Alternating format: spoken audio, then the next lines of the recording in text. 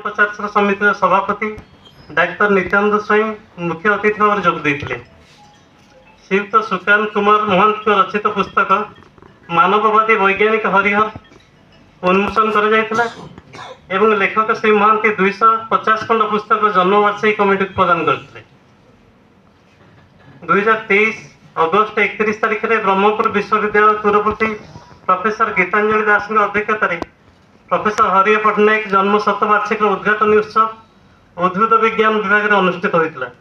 यह कार्यक्रम में समस्त प्रोफेसर और छात्र छात्री जोग देते। चलित वर्ष जुलाई 8 तारीख में रामकृष्ण कुटीर में प्रोफेसर पट्टनायक स्मृति में चारारोपण कर रेवेन्सा कॉलेज स्कूल छात्र छात्री नीलाद्रौ शंख मध्ये शतदल कमले रत्न सिंहास्तनस्थं